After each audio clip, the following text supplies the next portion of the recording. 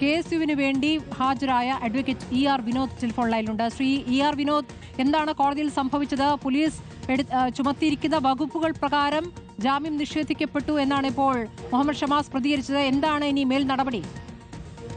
മേൽനടപടി നമ്മൾ ജില്ലാ കോടതിയിൽ അപേക്ഷ ഫയൽ ചെയ്യും. പക്ഷേ അതിനിടയിൽ പ്രോസിക്യൂഷൻ ഒരു ഹർജി ഇന്ന് ഫയൽ ചെയ്തിട്ടുണ്ട് കോടതിയിൽ. പ്രതികളെ കസ്റ്റഡിയിൽ ആവശ്യമുണ്ടെന്ന് പറഞ്ഞിട്ട് 5/3-നും 6/3-നും 2 ദിവസത്തേക്ക് കസ്റ്റഡിയിൽ ഇന്ററോഗേഷന് വേണ്ടി പ്രതികളെ ആവശ്യമുണ്ടെന്ന് പറഞ്ഞ് ഇന്നൊരു ഹർജി ഫയൽ ചെയ്തിട്ടുണ്ട്. അത് പരിഗണിക്കുന്നതിന് വേണ്ടി 5/3-ന് വെച്ചിട്ടുണ്ട്. തീർച്ചയായിട്ടും 6/3-ന് അത് അവസാനിക്കുന്ന മുറയ്ക്ക് നമ്മൾ പുതിയ ഹർജി ഇടുകയും തുടർ നടപടികൾ സ്വീകരിക്കുകയും ചെയ്യും. ശ്രീ ER വിനോദ്, ഇപ്പോൾ പോലീസ് ചുമത്തിയിരിക്കുന്ന വകുപ്പുകൾ പ്രകാരമാണ് ജാമ്യം നിഷേധിക്കപ്പെട്ടത് എന്ന് പറയുമ്പോൾ മേൽക്കോടതിയിലേക്ക് പോകുമ്പോഴും ഈ വകുപ്പുകളുമായി ബന്ധപ്പെട്ട വിഷയങ്ങൾ അവിടെ നിൽക്കുകയാണ്. അപ്പോൾ നിലവിൽ കോടതിയിൽ പോലീസിന്റെ ഭാഗത്തു നിന്നും ഇതിൽ ഒരു ഗൂഢാലോചന എന്ന KSUവിന്റെ ആരോപണം തെളിയിക്കാനായിട്ടില്ല എന്ന് വേണ്ടേ കരുതാൻ?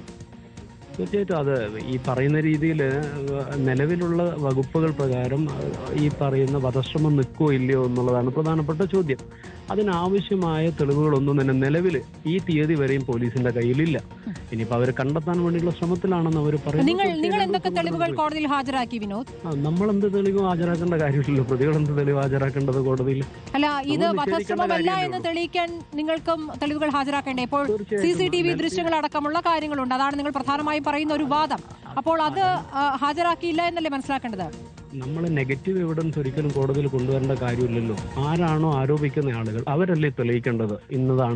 ഇന്ന ആരോപണം തെളിയിക്കാനുള്ള തെളിവുകൾ ഹാജരാക്കേണ്ടത് അവരാണ്. പ്രോസിക്യൂഷൻ നാളിതുവരെ ഈ തീയതി വരെ ഈ ടൈം വരെ യാതൊരു തെളിവും കോടതിന് മുമ്പാകെ ഹാജരാക്കിയിട്ടില്ല. മെറ്റീരിയലായ ഒബ്ജക്റ്റ് പോലും ഹാജരാക്കിയിട്ടില്ല, വെപ്പൺ ഉൾപ്പെടെയുള്ള. അപ്പോൾ ആ വാദം കോടതി അംഗീകരിച്ചില്ലേ വിനോദ്?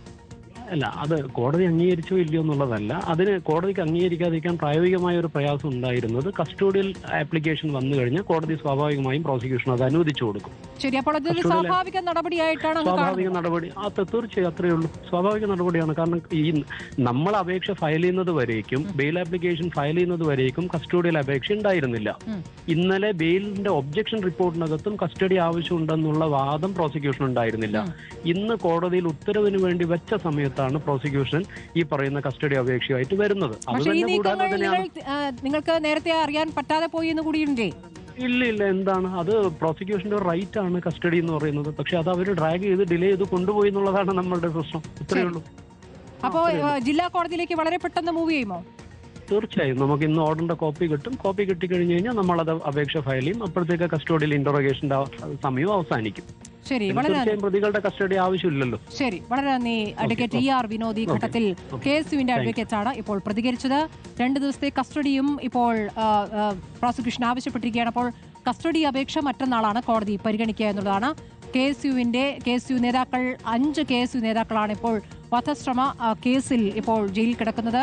ആ ആരോപണങ്ങൾ തെളിയിക്കും എന്നുള്ളതാണ് ഇപ്പോൾ KSU പറയുന്നത്. ഇപ്പോൾ പോലീസ് തെറ്റായ കാര്യങ്ങൾ കൂട്ടിച്ചേർത്തുകൊണ്ടാണ് ഇപ്പോൾ കേസ് ചുമത്തിയിരിക്കുന്നത് എന്നുള്ളതാണ്. വധശ്രമം അടക്കമുള്ള കാര്യങ്ങൾ ചുമത്തുമ്പോൾ അതിന് വേണ്ട തെളിവുകൾ കോടതിയിൽ ഹാജരാക്കിയിട്ടില്ല പ്രോസിക്യൂഷൻ എന്നുകൂടിയാണ് KSU വാദിക്കുന്നത്.